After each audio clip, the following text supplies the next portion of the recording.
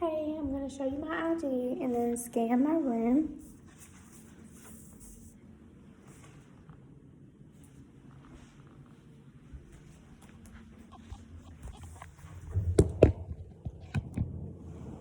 Okay, so the first thing that I would do is scan the medication administration to avoid interruptions. I would keep the door to the medication room closed. I would not take any phone calls, and I would limit conversations with colleagues to only essential information and follow the agency no interruptions on policy. The next thing I'm going to do is compare the medication order on the patient's chart to the medication administration record. The patient's chart says heparin 5,000 units subcutaneously every 12 hours, and the MAR says heparin 5,000 units subcutaneously every 12 hours. The next thing I'm going to do is locate and verify the 5 rights of medication administration, first being the right patient, Jaguar Jones, right medication, heparin, right dosage, 5,000 units, right route, subcutaneously, and right time, every 12 hours, and Mr. Jones has not received a dose of heparin in the last 12 hours. The next thing I'm going to do is compare patient allergies on the patient's chart to the MAR. I have allergies penicillin. The next thing I would do is perform hand hygiene, and then I would select the correct medication and compare it to the MAR. The MAR says heparin 5,000 units. This medication is heparin 10,000 units per milliliter, so I'm going to have to calculate the correct dosage to administer to the patient. I'm also going to check to ensure that the medication is not expired. This medication expires 12/5/2025, so it is not expired. Okay, and I'm going to break sterility, and I'm going to move these vials out of the way. Okay, so the next thing that I would do is verify that it is the correct time for administration of the medication. It is 12 p.m. Mr. Jones is scheduled to receive a dose of heparin every 12 hours, and he has not received a dose of heparin in the past 12 hours. So the next thing that I'm going to do in selecting the correct equipment for the subcutaneous route, I'm going to be using a 1 milliliter tuberculin syringe with a 25 gauge 5/8 inch needle. And then the next thing I would do is calculate the correct dosage. The MAR says heparin 5,000 units. This medication is heparin 10,000 units per milliliter, so I have calculated that Mr. Jones will be receiving 0.5 milliliters or half of a milliliter of heparin. And I would also verify my calculations with another nurse. The next thing that I'm going to do is cleanse my vial.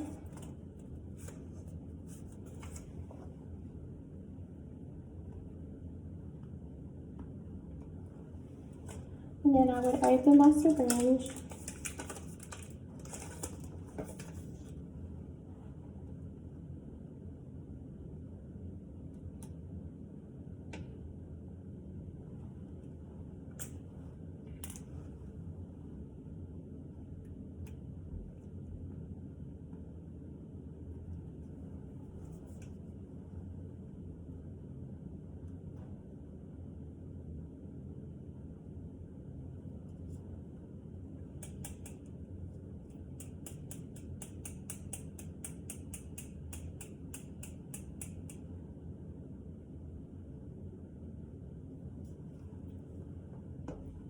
Now I'm going to scoop the needle.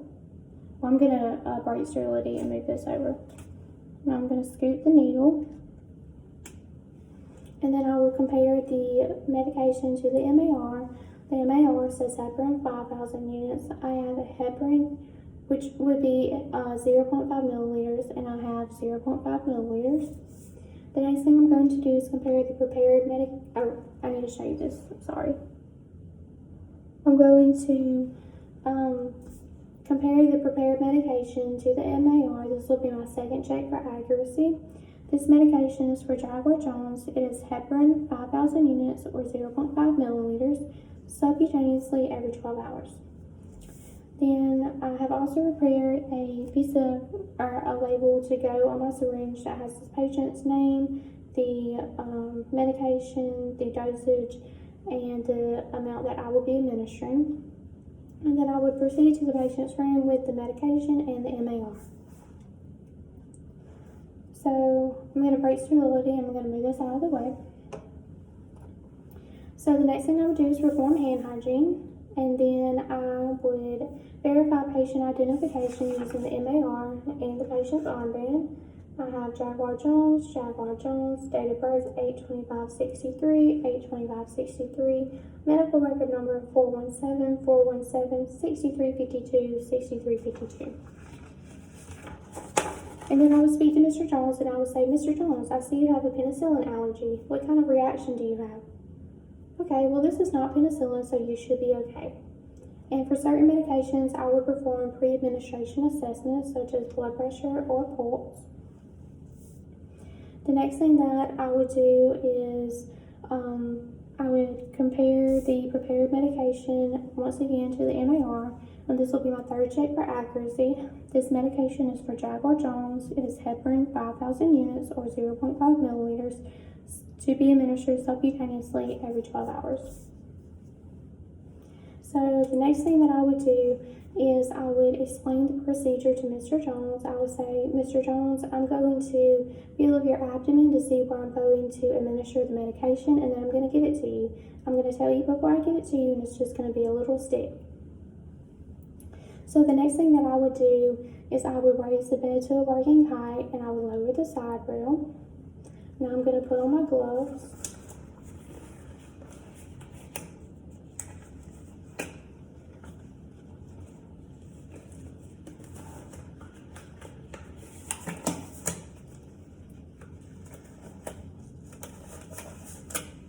And I'm going to put on my goggles.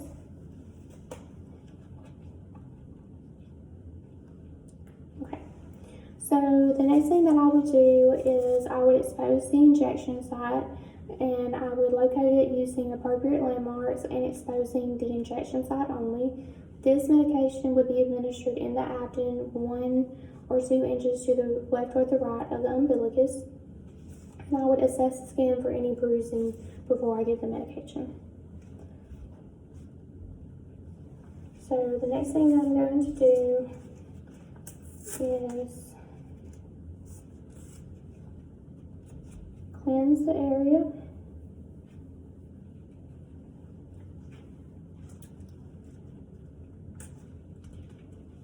I would pinch the skin.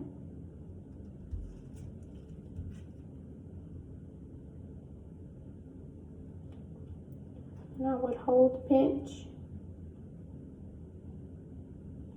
Sharps container, and then I would apply gentle pressure, but I'm not going to rub or I'm not going to rub the injection site. So the next thing that I would do is I would take off my gloves.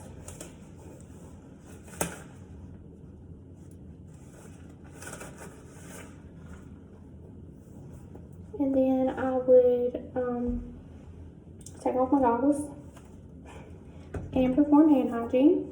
And then I would observe Mr. Jones to see if he has an allergic reaction to the medication. And I would lower the bed and I would raise the side rail and position him comfortably. And then I would document on the MAR, and for certain medications, if indicated, I would document the patient's response to the medication. And then lastly, I would return to the room later to assess the patient's response to the medication.